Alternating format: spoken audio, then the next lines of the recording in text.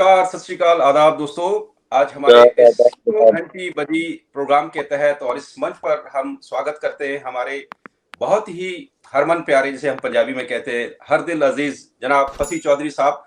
फसी चौधरी साहब जो कि शायर है, स्क्रिप्ट राइटर है, एक्टर है और भी बहुत सारी खूबियों के मालिक, डायरेक्टर और प्रोड्यूसर भी हैं। हाँ जी, वही मैं कह रहा हूँ कि और भी बहुत सारी खूबियों के मालिक हैं। आपका बहुत बहुत स्वागत है हमारे इस मंच पर फसी चौधरी साहब, वेलकम। इस कदर आपने कुछ कहा है कि दिल चाहने लगा कि मैं यूं कहूं कि तुम मुखातिब भी हो, करीब भी हो, तुमको देखूं कि तुमसे बात करूं। क्या बात है,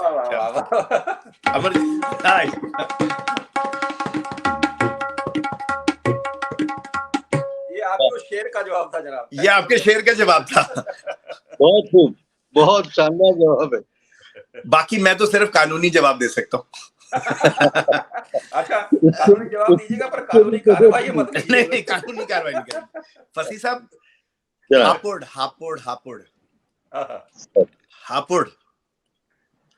हापुड़ में जन्म हुआ आपका। हापुड़ से सबसे पहले तो सबसे इंटरेस्टिंग तो चीज ये रहेगी, हापुड़ से मुंबई कैसे पहुंच गया? हाँ, ये भी बड़ा आपका बेहतरीन सवाल है और मैं समझता हूँ कि जिस जमाने में मैं नौजवान रहा हूँ, अभी भी जवान है आप तो अभी भी जवान है। जवान तो अभी। तो हम लोग उस जमाने में अपनी कॉलेज लाइफ में फिल्म्स के बारे में बहुत सोचा करते थे, सोचते थे एक्टर बनेंगे और बॉम्बे जाएंगे, काम करेंगे, ये हुआ करता था। लेकिन इत्तेफाक ये हुआ कि ग्रेजुएशन किया, फिर उसके बाद कुछ अपना बिजनेस में आ गए। देन 28 मई 1974 को मैं पहली बार बम्बई के सफर के लिए निकला। कमाल है। 28 मई 1974 हुआ और उस जमाने में 25,000 रुपए जेब में रखे और हम बम्बई पहुंच गए। और जहन में ये आया कि भाई हम पिक्चर बनाएंगे। और स्टोरी भी मैं लिखता था, कहानियां लिखा करता था। तो शीशा, पत्थर और जंजीरें एक टाइटल हमने जाके उसको रजिस्टर्ड करा दिया इम्पा में। अच्छा। लंबे लंबे जब वो हुआ करते थे, बड़े बड़े टाइटल हुआ करते थे, रोटी कपड़ा मकान वगैरह वगैरह ये सब होते थे, तो हमने ये कराया। और साहब होता क्या है कि मैं लकी रहा शुरू से कि मेरे दोस्त का फ्लैट था खार स्टेशन के सामने। तो सीधे हम खार स्टेशन जब बॉम्बे सेंटर से पहुंचे तो उस फ्लैट में पहुंच गए। नहीं, आपने रात रेलवे स्टेशन पे नहीं बिताई? जी नहीं, रात मुझे किसी स्टेशन पे बितानी नहीं पड़ी। हाँ, मुझे सीधा उस फ्लैट में रहने का मौका मिला। वो लतीफ बिल्डिंग एक कहलाती थी, उसमें फ्लैट था, उसमें मुझे रहने का मौका मिला। और सुबह को हमने प्लानिंग ये की कि भी चलिए आर्टिस्ट लोगों को जो है हम साइन करते हैं अपनी फिल्म के लिए। और 2 नाम हमारे जहन में थे और दूसरा नाम, एक नजर पिक्चर हमने देखी थी अमिताभ बच्चन, जया भादुरी और रजा मुराद की। रजा मुराद की आवाज हमें बहुत पसंद आई थी और बहुत पतले दुबले नौजवान थे, वो आवाज बहुत अच्छी थी। तो हमने कहा भाई उनको भी साइन करेंगे। तो सबसे पहले इत्तेफाक ये हुआ कि हम उन्हीं के यहाँ जा पहुंचे। किसके सर? साहब रजा मुराद साहब के यहाँ। अच्छा, वहीं आप वहीं ठहर गए हो जाके? नहीं, उनके यहाँ हम उनको साइन करने के लिए पहुंचे कि हम जब साइन करने के लिए पहुंचे तो रजा मुराद साहब बोले कि भाई आप कहाँ से आए? हमने कहा साहब हम हापुड़ यूपी से आए। कहने लगे अरे रामपुर के तो हम रहने वाले हैं, तो यूपी के तो हम भी रहने वाले हैं, तो आप ये बताइए कि आप बॉम्बे कितनी बार आए? मैंने कहा साहब फर्स्ट टाइम आया हूँ मैं तो बॉम्बे। कहने अच्छा, तो आप फिल्म बना रहे हैं? मैंने कहा जी मैं फिल्म बना रहा हूँ, ये मैंने रजिस्ट्रेशन करा दिया है। बोले कि ओके, और पैसा कौन लगा रहा है? मैंने कहा साहब पैसा भी मैं लगा रहा हूँ। कहानी किसकी है? मैंने कहा वो भी मेरी है। अच्छा, उन लोगों से पूछा कि भाई आप लोग ना, हम तो बॉम्बे आते रहते हैं। और जब उन्होंने कहा हम बॉम्बे आते रहते हैं तो उन्होंने कहा अच्छा ओके। और वो बोले कि अच्छा आप ऐसा कीजिएगा, भी किसी एक्टर को साइन किया क्या? हमने कहा नहीं, आपको पहले अभी साइन करने आए हैं, इसके बाद में हम जॉय मुखर्जी से बात करें। बोले कि अच्छा ठीक है, तो आप ऐसा करें, सुबह तन्हा मेरे पास आइए फसी साहब, और कल साइन कीजिए, आज मत कीजिए। ठीक है साहब। तो साहब मैं सुबह सवेरे गया, लोगों ने मना किया कि अरे मत जाना ये वो, क्योंकि उन्हें इनवाइट नहीं किया था, लेकिन मैं गया। और जब मैं सुबह गया तो चाय पे हम लोग बैठे, तो उन्होंने कहा देखते मियाँ, आप मुझे कुछ भले घर के लगे हो, पढ़े लिखे लगे हो, इसलिए मेरा मशवरा ये है कि जब तक आप इंडस्ट्री को पूरी तरह समझ ना लें, फिल्म की आप ABCD ना जान लें, उस वक्त तक आप फिल्म ना बनाएं, वरना तो आप जो है अपना पूरा पैसा बर्बाद कर देंगे। आप मुझे साइनिंग अमाउंट देंगे, मैं ले लूंगा, और उसके बाद में आपकी फिल्म बने ना बने मुझे कोई इससे वो नहीं, लेकिन मेरा मशवरा ये है। और अगर आप इस मशवरे को मानते हैं तो मुझसे दोस्ती का हाथ बढ़ाइए, मैं आपको फिल्म इंडस्ट्री दिखाऊंगा, जब आप आएंगे मैं लेके जाऊंगा। तो ये मेरी खुश नसीबी थी कि एक ऐसा इंसान उस स्टेज पर मुझको मिला। और मैंने ठीक है सर, मैंने जेब से प्रोड्यूसरशिप का जो फॉर्म में लाया था फाड़ा के फेंका और उनसे हाथ मिलाया। उसके बाद मेरा आना जाना बॉम्बे शुरू हो गया, और फिर हर जगह जिस स्टूडियो में वो जाते थे, जहाँ उनकी शूटिंग होती थी, वहां मैं साथ रहता था। और ये उस दिन से फिर हम लोगों की दोस्ती शुरू हुई। उनका भी हापुड़ आना शुरू हुआ, मेरा बॉम्बे जाना शुरू हुआ। और एक दिन ऐसा भी आया कि मेरा ठहरना उन्हीं के यहाँ शुरू हो गया। तो मेरे फैमिली मेंबर हो गए, मैं उनका फैमिली मेंबर हो गया। उन्हीं के यहाँ, तो रजा मुराद जी के यहाँ, रजा मुराद जी के यहाँ। तो मैं बड़ा शुक्रगुजार हूँ ऊपर वाले का कि उसने एक ऐसे इंसान से मेरी दोस्ती करा दी कि वहां पर मुराद साहब, उनके फादर जो एक बहुत बड़े ग्रेट एक्टर थे, बहुत सी करीब 500 550 फिल्मों में उन्होंने काम किया, तो उनकी सरपरस्ती हमको मिली। ये मेरे लिए लकी रहा, और मैं बच गया बर्बाद होने से। और इसी वजह से मैं समझता हूँ कि इंडस्ट्री में फिर मैं आगे कुछ कर पाया हूँ। ये तो मेरा आज तक आपकी दोस्ती कायम है रजा मुराद साहब से, फसी साहब? जी, आज तक दोस्ती है आपकी उनके साथ? आज तक दोस्ती कायम है रजा मुराद साहब से। जब उनकी अक्सर वो प्रेम रोग की शूटिंग हुई, उसमें भी मैं एक हफ्ता उनके साथ रहा। फिर हिना की कुल्लू मनाली में शूटिंग हुई, वहां भी साथ रहा। बहुत बहुत जगह, और कोई ऐसा 5 स्टार नहीं है जहां हम दोनों ना ठहरे हों। तो काफी मतलब हम लोग बहुत क्लोज, अब तक भी दोस्ती कायम है हम लोगों की, और बहुत अच्छी तरह मिलते हैं। ये आपकी अपना फसी साहब, आपकी एक बहुत जबरदस्त गजल संग्रह है, और मैं प्यासा हूँ, मैंने भी कुछ पढ़ा है उसमें से थोड़ा। उसके बारे में क्या रहेगा कि कैसे आपने ये गजलों में कैसे आया? तो ये जो आपने लिखी किताब, ये किसी के बारे में, किसी की याद में लिखी, किसी से मुतासिर होकर लिखी, या ये आपकी अपनी उपज है? कैसे मतलब? एक्चुअली इसका टाइटल जो आया मेरे जहन में, वो तो उपज ये इस बात का रहा कि मैं बाकायदगी से बॉम्बे में नहीं रहा। मतलब यूं कह लीजिए कि जिस्म से ज्यादा यूपी हापुड़ में रहा, और अपनी रूह से आत्मा से बॉम्बे में रहा। तो एक दिन मैं जुहू पे घूम रहा था, तो मुझे शेर हुआ कि मैं समंदर के किनारे उम्र भर बैठा रहा। मैं समंदर के किनारे उम्र भर बैठा रहा, मेरे हिस्से रेत आई और मैं प्यासा रहा। तो ये और प्यासा रहा मैंने टाइटल बनाया। और शायरी का जहां तक ताल्लुक है, 8th क्लास के बाद से मैंने अपनी शायरी शुरू कर दी थी।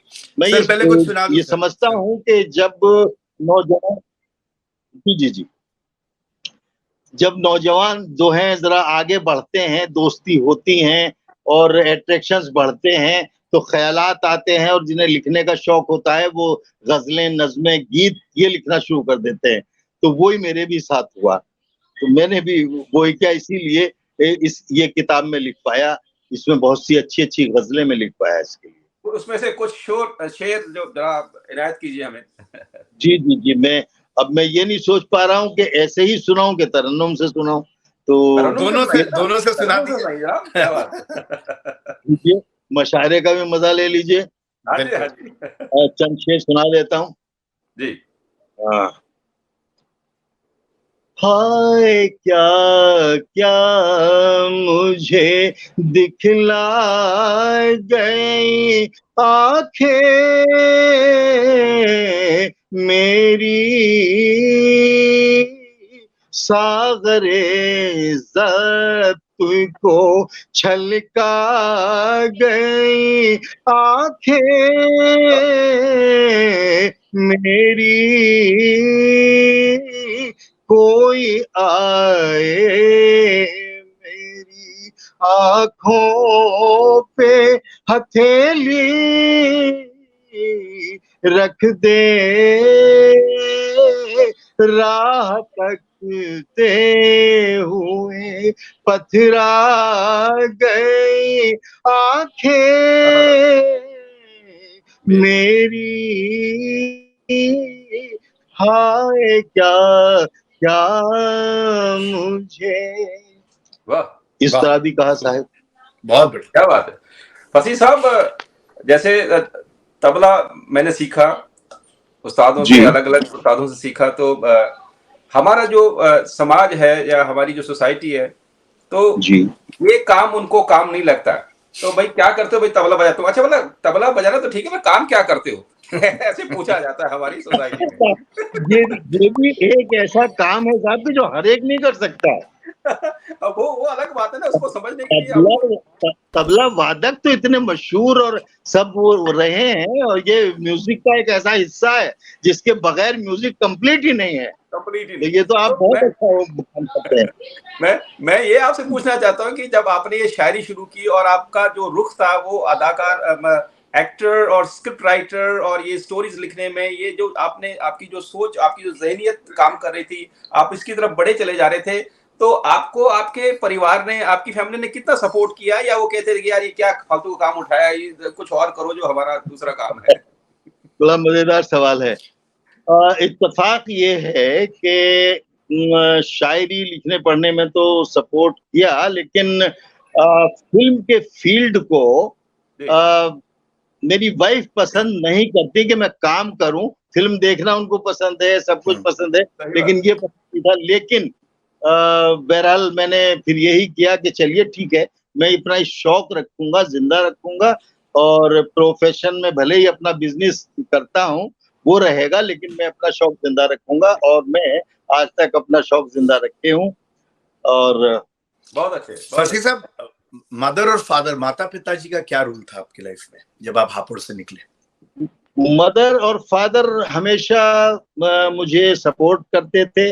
अब तो वो नहीं है, हमेशा सपोर्ट करते थे, और मेरी खुशी में उनकी खुशी थी। उनका सिलसिला ये था जी। ये हुआ।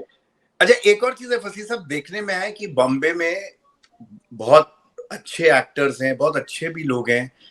कुछ हम भी महसूस करते हैं कई बार जब हम लोग बात करते हैं कुछ लोगों से, कुछ अपने कांटेक्ट से, कुछ लोग डायरेक्टली हमारे पास आते हैं, तो कुछ एक ऐसा समय आ जाता है जब एक्टर के पास कोई काम नहीं रहता और वो बिल्कुल एक तरीके से स्टेज के पीछे चला जाता है, कैमरा के पीछे खड़ा हो जाता है। एक श्रेणी एक्टर की तो वो है जो बिल्कुल कॉन्फिडेंट रहते हैं और उनको पता है कि ठीक है, एक ग्राफ ऊपर आया था, ग्राफ नीचे भी आया है। और कुछ लोग ऐसे भी हैं जो बिजी डूइंग नथिंग दिखाते हैं कि आप काम भी नहीं है तो आप मेरे मैनेजर से बात कर ले।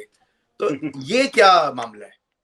ये एटीट्यूड है बम्बई का कि अपने आप को बिजी दिखाना है। वो नहीं चाहते कि कोई किसी को पता चले कि उन पे काम नहीं है। और तो बहरहाल ये एक ऐसी जिंदगी है जिसको वो जीते हैं कि काम नहीं भी है तो वो बिजी हैं।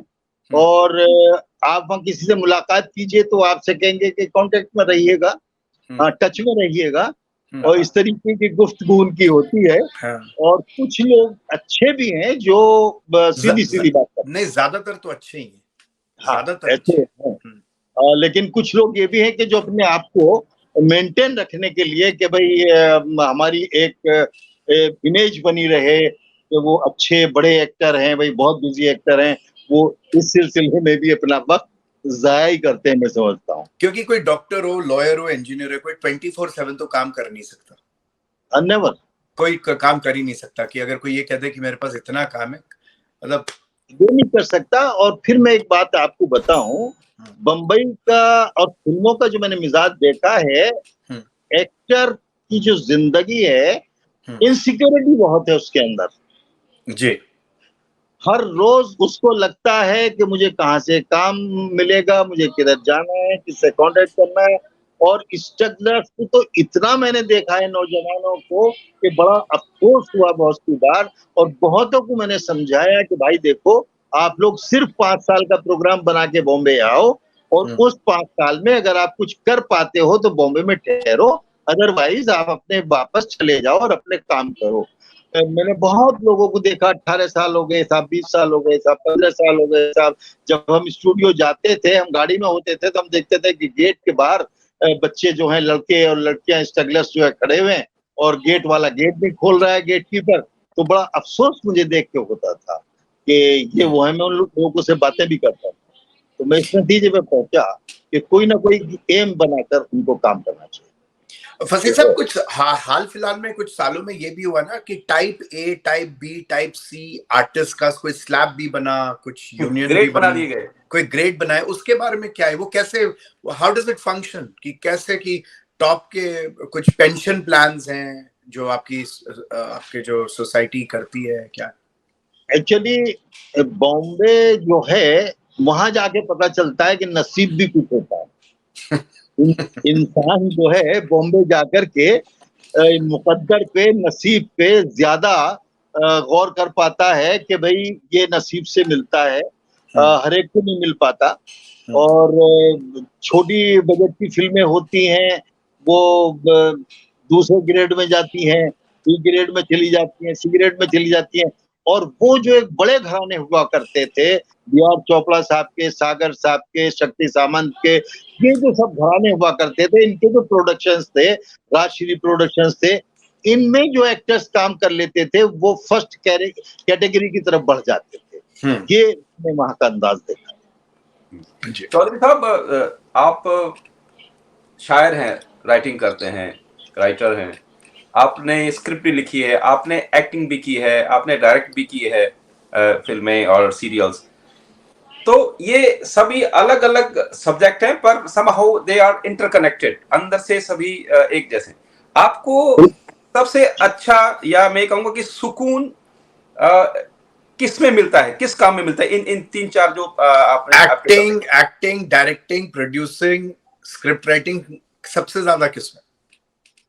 देखिए, स्क्रिप्टिंग में सुकून मिलता है, और एक्टिंग से इत्मीनान होता है मुझे। ये मेरा सिलसिला रहता है, और तो करता रहता हूँ, कुछ ना कुछ करता रहता हूँ। अभी एक बार दूरदर्शन ने मुझसे कहा कि दूरदर्शन पे जब बहुत सीरियल बनते थे कि साहब हमको एक कोई स्टोरी चाहिए और फिल्म चाहिए, तो एक साया टाइटल के नाम से मैंने वो स्क्रिप्ट लिखा, और उसके अंदर जो था हम लोगों ने काम भी किया। मेन लीड मैंने की उसमें, एस.एम. ज़हीर साहब भी हमारे साथ थे। बड़ी अच्छी फिल्म बनी साया। ये बताएं फसील साहब, पहली फिल्म कैसी मिली आपको, पहला सीरियल या फिल्म जो इतने साल पहले, और एंट्री कैसे हुई बॉलीवुड में, वो जो इंट्रोडक्शन, जो लक है, जो नसीब, वो कैसे खुला? जी जी जी, वो नसीब साहब इस तरह खुला कि एसएल स्टूडियो के अंदर धीरज कुमार जो एक्टर, प्रोड्यूसर, डायरेक्टर हैं, वो अपना एक सीरियल बना रहे थे, कहाँ गए वो लोग। 1986 की बात है शायद, 1986 की बात है, दूरदर्शन के लिए बन रहा था। तो मैं रजा साहब के साथ जैसे यूजुअली जाया करता था, ऐसे ही गया हुआ था वहां पर शूटिंग पे। तो रजा साहब ने रिकमेंड किया, उनसे कहा कि यार मेरे दोस्त हैं फजील साहब, और अच्छे एक्टर भी हैं, भाई आप जो है इनको भी काम दीजिए, कोई इनके मतलब का रोल दीजिए।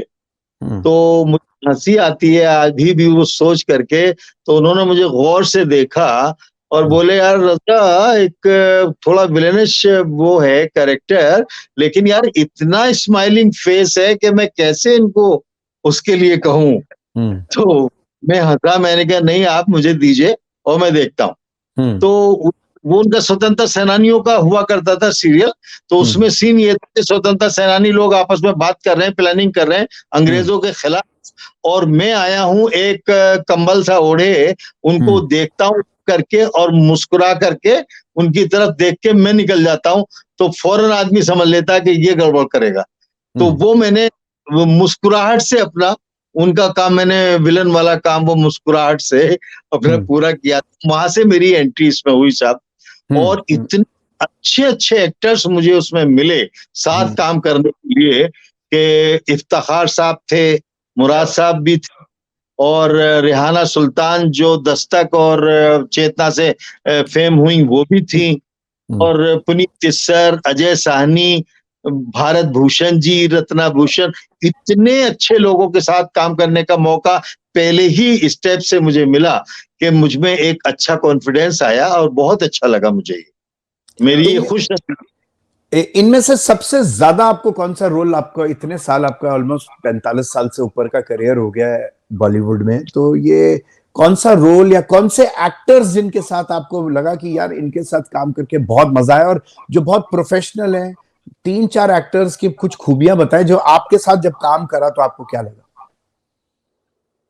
इफ्तिखार साहब बहुत ही अच्छे संजीदा एक्टर थे, और उनके साथ काम किया मैंने, बहुत अच्छा लगा मुझे उनके साथ काम। सारे पुलिस के रोल, पुलिसमैन के रोल करते थे वो, पुलिस के रोल करते थे वो जी। और धीरज साहब के साथ भी रोल किया। धीरज साहब भी कर रहे थे उस जमाने में, मतलब डायरेक्ट भी कर रहे थे और उसमें अपना रोल भी कर रहे थे, तो उनके साथ भी किया, बहुत अच्छा लगा। और ये 2-3 ऐसे एक्टर्स थे, भारत भूषण जी तो निहायत शरीफ इंसान, वो तो बताया करते थे मुझे बैठ करके कि भाई मैं मेरठ से खुर्जा अलीगढ़ जाया करता था, उधर पढ़ने के लिए हापुड़ से गुजरता था, बातें होती थी हम लोगों की। तो इस तरीके से मुझे इन लोगों के साथ बहुत ही अच्छा लगा, और इनसे बहुत कुछ सीखने का मुझे मिला कि आप अगर अपने काम से गए हैं, भले ही आपका 2-3 घंटे भी काम नहीं आया है और 2-3 घंटे के बाद नंबर आया है, उसके बावजूद भी इनके पेशेंस जो है कहीं नहीं गए, और ये बहुत ही इत्मीनान के साथ अपने नंबर के लिए सोचते रहते थे कि अब मेरा नंबर आने वाला है। तो ये कुछ मिला इनसे। चौधरी साहब, आपने लिस्ट ऑफ सीरियल्स किए हैं, कहाँ गए वो लोग, हमसे सीखो, सिलसिला, हमसफर, सरोकार। मैं बताता हूँ जितने मुझे याद आते हैं। पहले मैंने किया ये अपना कहाँ गए लोग, फिर धीरज कुमार जी का अदालत था, फिर एक सिलसिला सीरियल अधिकारी ब्रदर्स का था, फिर हमसफर एक सीरियल हुआ, और इसके बाद में गेस्ट हाउस हुआ, बेशुमार हुआ, और ये जिन्नात की अजीब दास्तान ये हुआ, थानेदार हुआ, इस टाइप के बहुत सारे सीरियल्स मैंने किए। और साइड टू साइड फिर मेरा जो था कुछ फिल्में भी हुई, जैसे वापसी। एक मिनट रुकिए, हाँ, फिल्मों पे हम बाद में आते हैं। तो इन सीरियल्स में से सबसे यादगार सीरियल जो आपको सबसे अच्छा लगा हो, वो कौन सा सीरियल, और वो क्यों अच्छा लगा और क्यों यादगार है आपके लिए? मुझे एक सीरियल बेशुमार नाम का अच्छा लगा। उसके अंदर मुख्तलिफ कहानियां हुआ करती थी, और डॉक्टर का कैरेक्टर मेरा उसमें था। एक में ऐसे कुछ बहुत ऐसा मरीज था, वो दिमागी मरीज था, उसका मैं इलाज कर रहा था उसमें। और उसमें एक खासियत थी कि वो जो कह देता था वो बात हो जाती थी। मुझे ऐसा डॉक्टर था जिसको रेस का बड़ा शौक था, तो वो जब भी मेरे पास मरीज आता था वो मुझसे कहता था, अरे डॉक्टर साहब आपको ये शौक है, आप उस नंबर के घोड़े पे लगाइएगा। तो मैं लगाता था, उसमें जीतता था। तो मुझे उसमें बड़ा मजा आया सीरियल में कि एक मरीज से भी मुझे ये सब कुछ मिलता रहा, और मैं उसका इलाज किया मैंने, बहुत अच्छा लगा मुझे इसमें। आप फिल्म की तरफ पे आते हैं नवीन जी। हाँ, नहीं, मैं एक चीज पूछ रहा था, 2 सवालों को एक सवाल में जोड़ता हूं, और वो ऑलमोस्ट एक तरीके से बंदूक से रिलेटेड है। आपकी हापुड़ में दुकान है, जहां तक मेरे को पता है, ऑर्डिनेंस की, वो बंदूक की, आर्म्स की। एक तो उसके बारे में बताएं, एक सेकंड, एक तो उसके बारे में बताओ, और एनकाउंटर बाटला हाउस, ये क्या मामला था, जो आपने किताब लिखी? जी मैं बताता हूँ। एक्चुअली ये आर्म्स एम्यूनिशन का बिजनेस मुझे मेरी ससुराल की तरफ से आया। वहां पे बहुत जमाने से कहना चाहिए मुझे कि 1835 से उस फैमिली में ये बिजनेस रहा है। इलाही बख्श एंड कंपनी के नाम से एक शॉप लखनऊ के अंदर।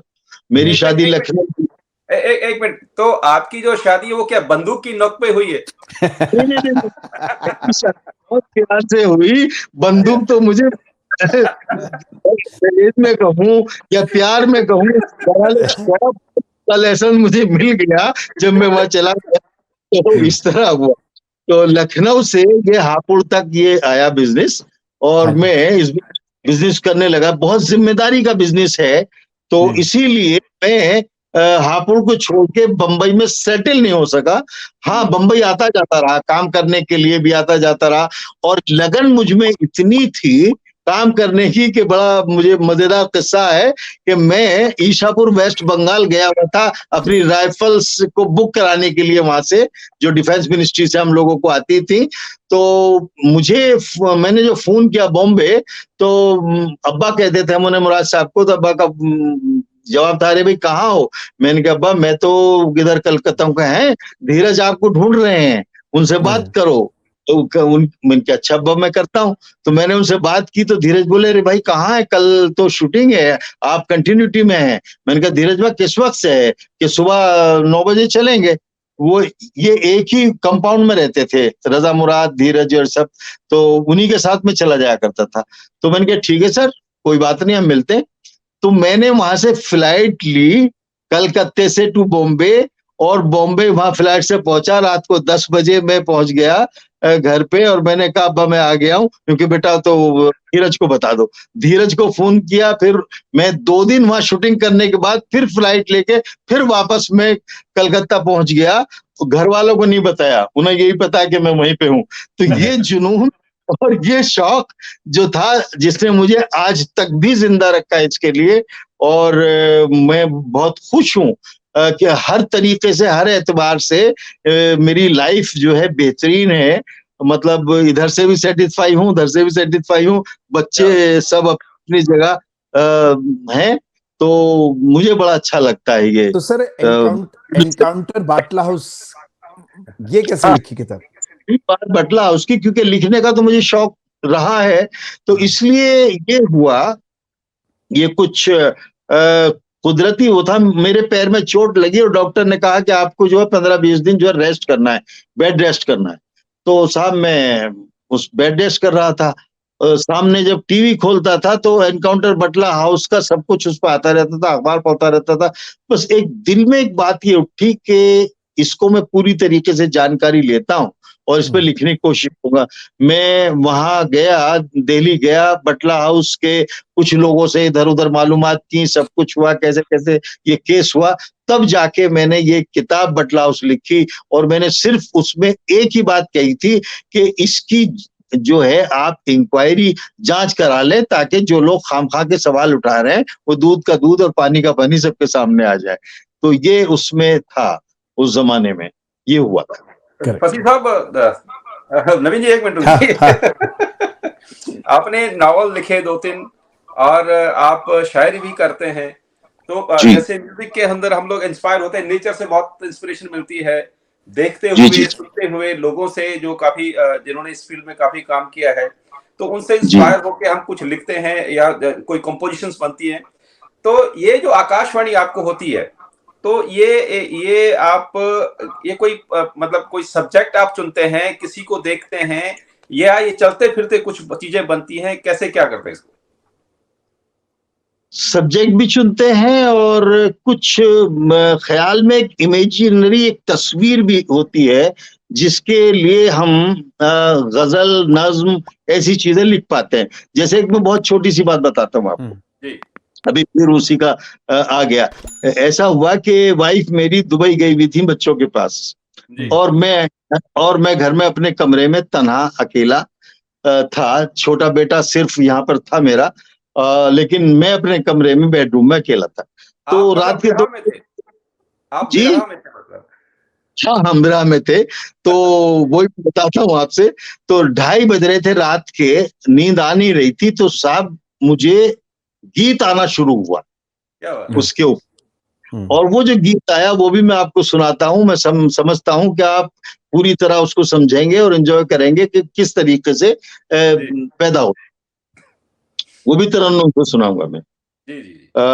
वो कुछ यूं था, सोई हुई है सारी दुनिया, सोई हुई है सारी दुनिया, नींद नहीं आँखों में हमारी जगा रही है, याद तुम्हारी धज्जी धज्जी रात है सारी, सोचा तुमसे बात करूं, रोशन अपनी रात करूं, जुल्फ घनेरी जैसे बादल, शोख हुआ आँखों का काजल, शाम ढली यूं जैसे आंचल,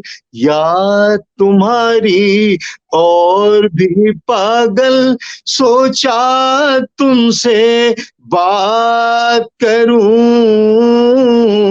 रोशन अपनी रात करूं, मुझे छुआ और चले गए तुम, होठों पर थी प्यार की शबनम, महक उठा था सारा आलम, खुश हो कर भी दिल था गुमसुम, सोचा तुमसे बात करूं, रोशन अपनी रात करूं, चांद सितारे हवा सुहानी सुना रहे हैं तेरी कहानी, सुन अफसाना इनकी जबानी, महक उठी है रात की रानी, सोचा तुमसे बात करूं, रोशन अपनी रात करूं। तो इस तरह भी बहुत खूब। ये तो आपकी आवाज 11वीं 12वीं क्लास के लड़के जितनी बुलंद है फसी साहब। आपको गाना भी गाना चाहिए था, आई मीन रिकॉर्ड कराना चाहिए। आपकी अपनी जो नज़में हैं, जो शायरी है, वो गा के आप रिकॉर्ड करवाइए। बहुत खूब, बहुत अच्छा गाते हैं। Very nice. आपको मशवरा मानूंगा और मैं कोशिश करूंगा कि ऐसा कर पाऊं। इस तरह है। आपके गाने का जो रिदम है ना, बहुत अच्छा है। देखिए आपको म्यूजिशियन ने आपको सर्टिफिकेट दे दिया। नहीं मैं तो सर्टिफिकेट देने वाला, मैं तो सुन के बड़ी बात है मेरे लिए। अच्छा, बहुत अपना फसी साहब ये बताएं, जाते जाते अभी दो एक चार सवाल पूछेंगे आपसे। एक तो ये इंसानियत, आपकी लेटेस्ट मूवी रिलीज हुई है इंसानियत जी, तो ये कौन से प्लेटफॉर्म पे रिलीज हुई है, क्या है, छोटी सी उसमें बताएं, स्टोरी क्या है संक्षिप्त। ये सर हंगामा OTT पे रिलीज हुई है और बहुत अच्छी पसंद की जा रही है। इसमें भाईचारा और एक बड़ा अच्छा इसमें ये सब्जेक्ट इसमें ये इत्तेफाक से आया और काफी पसंद की जा रही है। कल उसका यहाँ पर हमारे यहाँ प्रीमियर शो भी था जी, तो काफी लोगों ने उसको बहुत पसंद किया है। और नहीं, यहाँ पर कहा मतलब कौन सी जगह पे प्रीमियर था? मतलब हमारे हापुड़ में रखा गया। जी जी जी हाँ, वैसे तो इसका बॉम्बे में भी हो चुका है, इफ्ता के अंदर, और जो इसका एक अवार्डेड उसमें गई थी ये फिल्मों में, जहाँ ये सेलेक्ट की गई इंटरनेशनल उसमें, तो उसके अंदर 21 फिल्में, शॉर्ट फिल्में सेलेक्ट की गई थी, जिसमें से 16वां नंबर इसका 16 नंबर पे ये आई फिल्म। ये भी बड़ी खुश नसीब स्टोरी क्या है? हाँ सर, ये है कि एक बड़ा ही गरीब इंसान है जो अपने किसी दोस्त का लेटर लेके उसके बेटे के लिए शहर आया है। उसका एक काम ये है कि उसके बेटे का एक्सीडेंट हो गया था और जो उसने गोद लेके पाला था, उसके अपना बेटा नहीं था, उसके एक्सीडेंट जो मुआवजा उसको कोर्ट से मिला है वो 10 लाख रुपए का है। और वो जब भी वो चेक लेने जाता है ऑफिस में तो उसको बहुत उससे रिश्वत की बात की जाती है, 1 लाख रुपए उससे मांगा जाता है, उस बेचारे पे नहीं है। तो शहर में लड़का रहता है तो अपने गांव के दोस्त से उसके लिए लेटर लाया कि मेरी मदद कर दे वहां जा करके। तो वहां आता है तो वो जाके मिलता है, वो पूछता है कि आप उस जो लड़का निकलता है उस घर से, वो पूछता है कि आप उसको जानते हैं क्या? अक्षय खारी उसका नाम था। आप उसको जानते हो? कहता है मैं अक्षय खारी को तो नहीं जानता, उसके पिताजी का मैं लेटर लाया हूँ, उनसे मिलना है। तो कहते हैं कि आपके बाबा मैं ही अक्षय खारी हूँ। तो वो उसको ले जाता है, अपने पास रखता है, और उसकी पूरी जब ये कहानी सुनता है कि मैं परेशान हो गया हूँ ऑफिस टू ऑफिस जाते जाते, तो तब ये होता है कि वो कहता है कि, और ये बोलता है कि मेरे 50,000 रुपए मुझ पे हैं, लेकिन वो लेते नहीं, 1 ही लाख मांगते हैं। तो ये लड़का कहता है कोई बात नहीं बाबा, मैं आपको 50,000 रुपए और दूंगा और आपका काम हो जाएगा। तो ये बहुत खुश होता है, रात को सोता है उसके यहाँ, फिर अगले दिन वहां पे पहुंचते हैं। शंकर दयाल नाम का जो एक बूढ़ा था, इसकी मदद अपने दोस्त के ना होने की वजह से फराज अहमद नाम के लड़के ने की, जो बहुत अप्रिशिएट किया गया कि इस तरीके से एक दूसरे की मदद की, उसने अपनी इंसानियत दिखाई और इसका काम हुआ बेचारे का, इसको चेक मिला। बहुत बढ़िया, इमोशनल और सेंसिटिव कहानी है जी सर। चौधरी साहब, आपके परिवार में आपकी इस परंपरा को कोई आगे बढ़ा रहा है? आपके इस राइटिंग परंपरा को, एक्टिंग, डायरेक्टिंग और या सीरियल या फिल्म या जो राइटिंग जो भी है, आप जितना काम करते हैं, कोई बढ़ा रहा है आगे? हाँ, जो ये मेरी शायरी है, इसको बेटा फराज जो है मेरा छोटा, जो मेरे साथ यहाँ पे, वो इसको बढ़ा रहा है, वो उसमें है, वो लिखता है, वो भी शायरी करता है, मेरे साथ इसमें भी है और ये भी करता है। तो है सिलसिला। और फिर एक मेरा और जो पोता है, तो भी इस सिलसिले में कुछ ना कुछ कभी कभी मुझे सुनाते रहते हैं, तो है। चलो ये तो मुझे खुश, बड़ी अच्छी बात है। अदरवाइज कई बार परिवार में से कोई निकलता नहीं है, या जो मैं काम कर रहा हूँ मेरा बेटा वो करे, वो जरूरी नहीं होता। ये तो लगन की बात है, आपकी शौक की बात है। जी जी जी जी जी। और फसी साहब, जाते जाते कुछ सुना दीजिए ताकि हमें भी थोड़ी तसल्ली होए, हम भी प्यासे बैठे हैं आपको सुनने के लिए जरा। हाँ, सुना देता हूँ सर जी प्लीज। और कुछ ये था कि जिंदगी से मुताल्लिक ही है कि वास्ता तोड़ के सोचा था सुकून मिलता है, वास्ता तोड़ के सोचा था सुकून मिलता है, क्या खबर थी कि यूं कुछ और जुनू मिलता है। क्या खबर थी कि यूं कुछ और जुनू मिलता है, वास्ता तोड़ के सोचा था सुकून मिलता है। और ये भी हुआ एक जमाने में, लिखी थी मैंने, गजल लिखी थी एक ये कि तहरीर उसको कहते हैं, एक वर्ड मैंने इसमें तहरीर इस्तेमाल किया है, लेखन को तहरीर कहते हैं, खत लिखा करते थे दूसरे को, वो जमाना था वो। तो इसमें मैंने कहा था कि तहरीर के पर्दे में जब मुझको छुआ होगा, अरमान जले होंगे, दिल खाक हुआ होगा, पल तेरों पर अशकों की घटा लेकर कहने को हंसे होंगे, दिल रोता रहा होगा। और किस किस को बताओगे क्यों आज अकेले हो, बस्ती में सवालों का तूफान उठा होगा। ब्यूटीफुल। अपनों से बिछड़कर यूं कोई दूर नहीं जाता, कोई बात लगी होगी वो रूठ गया होगा। क्या बात, कोई बात लगी होगी वो रूठ गया होगा।